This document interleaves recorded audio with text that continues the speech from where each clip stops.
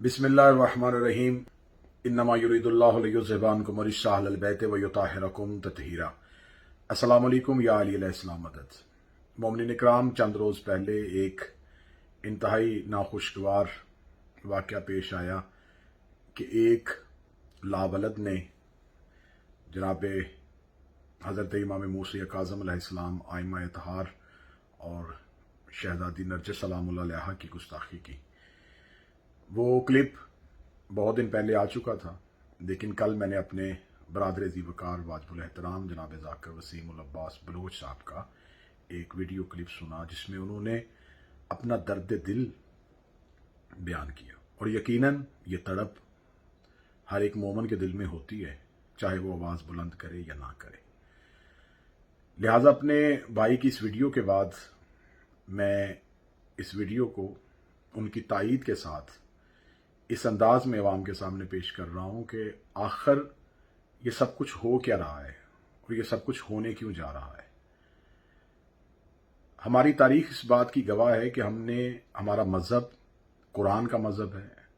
हमारा मज़हब ऐसा मज़हब है कि जिसमें हमें शर्मिंदगी नहीं, हम किसी भी फोरम पे अपने मज़हब के अकायद को साबित कर सकते हैं। हम अपनी अजान से लेके अपने अकायद में इमामत, अपना मातम, अपनी हर चीज को हम कुरान और अहादीस से साबित कर सकते हैं। अगर हम थोड़ा माजी में जाएं तो जो हमारे उलमा इकराम जिन्होंने इस मजहब की तबलीग की है, वो हमेशा मिंबरे आले मोहम्मद अलैहिस्सलाम से बरमला अकायद पढ़ते थे, बगैर किसी खौफ और खतरे के अकायद पढ़ते थे। क्योंकि हमें अपने अकायद पे छुपने की जरूरत नहीं, छुपाने की जरूरत नहीं। हमारा मजहब हक का मजहब है और इसे मजहब हक्का कहा जाता है।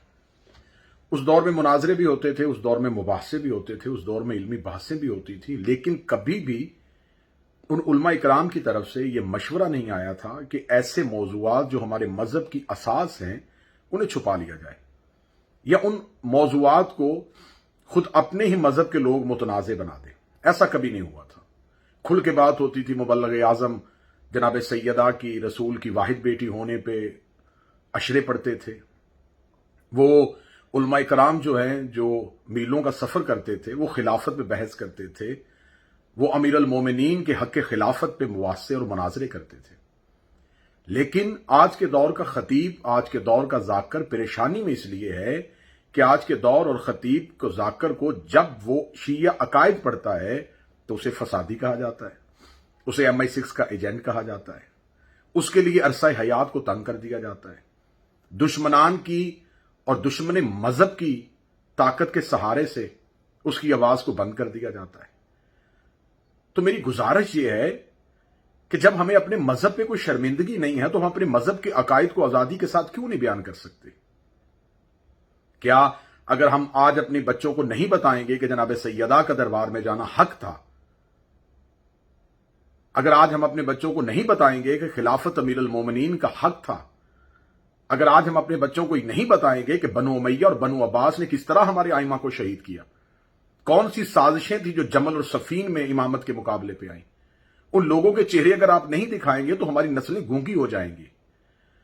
आज हम इस खामोशी के साथ अपनी नस्लों को इस मोड़ पे ले आएंगे कि एक वक्त आएगा कि हमारी नस्लें, हमारा अकीदा किताबों से निकल के जुबानों से बयान होना जब खत्म हो जाएगा तो हमारा अकीदा कहां से ढूंढेंगे, इस मजहब को कहां से तलाश करेंगे। तो हुजूर, मेरी गुजारिश यह है कि अगर ये जुबानें खुल रही हैं तो हमें अपनी बेबसी का जहां पे इजहार करना है, जहां हमें तकलीफ हो रही है, जहां हमारे, जैसे कि मेरे ब्रादर की बेसाख्ता आंखों से आंसू निकल रहे थे और उनकी चीखें निकल रही थी, ये यकीनन एक दर्द दिल रखने वाले मोमन की पहचान है। लेकिन हमें इसका जवाब इस अंदाज में भी देना होगा कि अगर तुमने हमारे सच्चे इमाम की, सदीका मां की तहारत पे जुबान दराजी की है तो फिर हमें इख्तियार है कि हम हर किसी की मां का किरदार बताएं।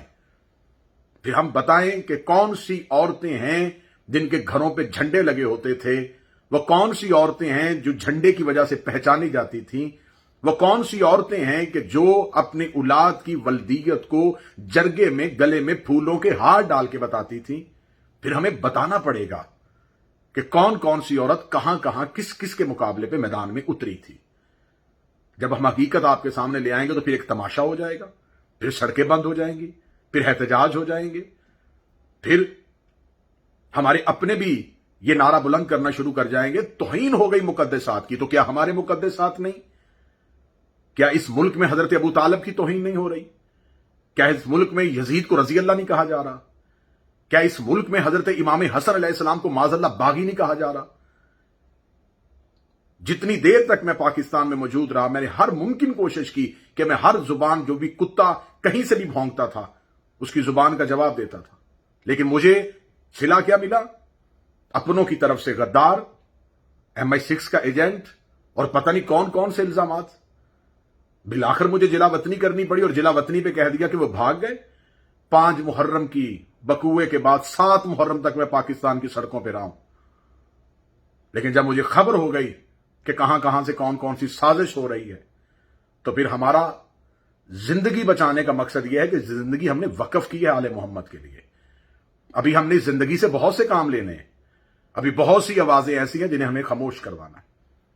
ہماری نوکری، ہماری ڈیوٹی ہمیں مجبور کر رہی ہے کہ بارڈر کا سپاہی مورچہ اس لیے بناتا ہے کہ اسے خبر ہوتی ہے کہ گولی سینے پہ تو کھانی ہے، لیکن کم از کم دشمن کو جواب دینے کے بعد ہم اب جام شہادت نوش کریں۔ یقیناً ہر مومن کی آرزو ہے شہادت، لیکن ابھی بہت سے مقاصد حاصل ہونے۔ میں اللہ آل محمد کو گواہ بنا کے کہتا ہوں کہ جناب سیدہ کی عصمت کی قسم کہ مجھ سمیت جتنے بھی ذاکرین پاکستان میں مجالس پڑھے ان میں سے کوئی بھی غیر ملکی ایجنٹ پہ نہیں ہے، کوئی غیر ملکی ایجنڈے پہ نہیں ہے۔ صرف حق کی بات کہنے والے کی زبان خاموش کروا دی جاتی ہے کہ اس نے فساد کیا۔ اسلام آباد میں مجلس 4 محرم کو پڑھی گئی ہے، 1 محرم کو مجھ پہ گجرانوالہ بیان کر دیا گیا، کس وجہ سے؟ کہ 4 لڑکے شیعہ ہوئے تھے اور کہہ دیا گیا کہ وہ شیعہ نہیں تھے۔ پھر انہی کے سٹامپ پیپر عدالت میں گئے اور عدالتوں نے پھر اس پرچے کو ختم کیا۔ میں نے کبھی اپنی صفائی کسی بھی فورم پہ آ کے نہیں دی، کسی ویڈیو بیان پہ نہیں دی، میرے وقت کا امام دیکھ رہا ہے۔ منافقین کی طرف سے جو سازشیں ہوئیں، حاسدین کی طرف سے جو سازشیں ہوئیں، ان سب کو دیکھا اور معاملہ کریم کربلا کی عدالت میں چھوڑ دیا۔ اے وقت کے امام، آپ گواہ ہیں کہ ہم نے یہ سب کچھ کیوں کیا تھا۔ اب میری گزارش قوم سے یہ ہے کہ اگر آپ چاہتے ہیں کہ ایسی آواز کبھی نہ اٹھے، تو اگر کوئی ایسا گندی نالی کا کیڑا کہیں سے بھی آواز اٹھاتا ہے تو اس کا جواب اسے اس کی زبان میں دینا ہوگا۔ میں پاکستان کے قومی سلامتی کے اداروں سے بات کرتا ہوں، جہاں میرا ملک خارجی اور داخلی انتشار کا باعث بنا ہوا ہے، جہاں پہ داخلی خطرات ہیں، خارجی خطرات ہیں۔ اور کل اپوزیشن کی جماعتوں کے ساتھ پاکستان کی پاک فوج کے سربراہ نے اور DGI نے جو ایک مشاورتی اجلاس کیا، یقیناً ہم شیعہ اس ملک میں محب وطن ہیں، ہم اتحاد پسند ہیں، ہم چاہتے ہیں اس ملک میں امن ہو، ہم چاہتے ہیں اس ملک میں ہر ایک کو مذہبی آزادی ہو۔ ہم نے کبھی کسی ایک شیعہ نے جا کے اعتراض کیا ہے کہ یہاں یہ جلوس نہیں ہونا چاہیے؟ کبھی کسی ایک شیعہ نے یہ اعتراض کیا ہے کہ یہاں پر یہ میلاد کی محفل نہیں ہونی چاہیے؟ میلاد کی محفل ہو تو ہم لنگر بنانے والے ہوتے ہیں، میلاد کا جلوس ہو تو ہم سبیلے لگانے والے ہوتے ہیں۔ کیوں؟ ہم آج کے رسول ہیں، ہم خود میلاد والے ہیں۔ لیکن جو ہی محرم الحرام آئے گا، یہ ذاکر نہیں پڑے گا، یہ خطیب نہیں پڑے گا، اس جگہ مجلس نہیں ہوگی، یہ جلوس نہیں جائے گا، یہاں سے روٹ نہیں ہونا چاہیے۔ کیوں؟ کیا ہم اس ملک میں ٹیکس نہیں دیتے؟ کیا ہم غیر ملکی آباد ہیں؟ کیا ہم مہاجرین ہیں؟ کیا ہم وقتی طور پہ پاکستان میں آئے ہیں؟ تو میری گزارش ہے وزیر اعظم Pakistan, chief of army staff general Qamar Javed Bajwa, DGI general Faiz Hamid صاحب سے کہ جہاں آپ اتنی جرت کے ساتھ اتنے دلیرانہ فیصلے کر رہے ہیں کہ ہم کوئی غیر ملکی طاقت، اور یقیناً آپ نے یہ جو آواز اٹھائی ہے یہ ہر محب وطن کی آواز ہے، یہ میری آواز ہے، یہ ہر مسلمان کی آواز ہے، یہ ہماری غیرت امانی ہے کہ یہ سرزمین ہماری ماں ہے اور ہم اپنی ماں پہ کبھی کسی غیر کا قدم نہیں دیکھ سکتے۔ یقیناً یہ آپ کے فیصلے جرت مندانہ اور دلیرانہ ہیں، لیکن میری گزارش یہ ہے کہ اس جرت مندانہ اور دلیرانہ فیصلوں کے ساتھ آپ اپنے ملک کے اندر پیدا ہونے والے ان اختلافات کی وجہ ڈھونڈیں۔ آپ رد عمل پہ تو اعتراض کرتے ہیں، آپ عمل پہ اعتراض کیوں نہیں کرتے؟ ہمیشہ رد عمل آتا ہے عمل پہ۔ آپ ہم سے پوچھتے ہیں کہ آپ نے گالی کیوں دی، آپ ہم سے پوچھتے ہیں کہ آپ نے یہ کیوں کہا، ہم سے پوچھیں۔ کہ اس ملک میں اہل بیت، اس ملک میں محمد و آل محمد علیہ السلام کے بارے میں کون کون سی بکواسات کی جا رہی ہیں. یہ جس ملعون نے آواز اٹھائی ہے، یہ جس کمینے کی طرف سے یہ کلپ وائرل ہوا ہے، یہ ابتسام الہی اور حشام الہی کا پالتو ہے. وہ آزاد ہیں، ان سے مشورے لیے جاتے ہیں، اور وہ دین کے ٹھیکیدار ہیں. وہ کوئی بھی بات ہوتی ہے تو وہ فوراً ویڈیو کلپ بنا دیتے ہیں. وہ اہل سنت کے خلاف بھی بناتے ہیں، وہ اہل تشیع کے خلاف بھی بناتے ہیں. لیکن اس ملک میں غلامی کا پٹا ہے تو صرف ہمارے گلے میں. میں گزارش کروں گا قومی سلامتی کے اداروں سے، وزیر اعظم پاکستان سے، عسکری قیادت سے، سول حکمرانوں سے، کہ ہم اس ملک میں واللہ بخدا امن چاہتے ہیں. ہم نہیں چاہتے یہاں فرقہ واریت ہو، ہم نہیں چاہتے یہاں دنگا اور فساد ہو. ہم کبھی کسی غیر ملکی ایجنڈے پہ اس ملک میں افراتفری نہیں چاہتے. خدا لعنت کرے اس کے، اور قیامت والے دن اس کا شمار اللہ اور اس کے رسول کے دشمنوں کے ساتھ ہو جو کسی غیر ملکی ایجنڈے پہ اس ملک کا امن خراب کر رہا ہو. لیکن آپ کو ان آوازوں کو بند کرنا ہوگا. کبھی جناب سیدہ پہ بھونکے، کبھی حضرت ابو طالب پہ بھونکے، کبھی حضرت امام حسن پہ بھونکے، کبھی کریم کربلا پہ بھونکے، اور اب آئمہ پہ. اس ملک میں امن تبھی ہوگا، ریاست مدینہ تب بنے گی اگر یہاں اہل بیت علیہ السلام کی عزت کا تحفظ ہوگا. لیکن یہ ستم ظریفی ہے کہ اس مدینے میں بھی سیدوں پہ ظلم ہوتا رہا، اور اب ریاست مدینہ میں بھی آل محمد پہ ظلم ہو. ہم ممبر سے حقائق پڑھیں گے عزت کے ساتھ، ہم عقائد پڑھیں گے احترام کے ساتھ. یہ ہمارا حق ہے، یہ ہمارا رائٹ ہے. اسے کوئی قانون ہمیں اس بات سے نہیں روک سکتا کہ ہم احترام کے ساتھ اپنا عقیدہ پڑھیں گے. ہم مولا علی کو خلیفہ بلا فصل مانتے تھے، مانتے ہیں. ہم جناب سیدہ کو رسول کی اکلوتی بیٹی مانتے تھے، ہم مانتے ہیں. ہم آئمہ کی عصمت کے قائل ہیں، ہم قائل رہیں گے. ہمیں اپنے اسی عقیدے پہ جینا ہے، ہمیں اپنے اسی عقیدے پہ مرنا ہے.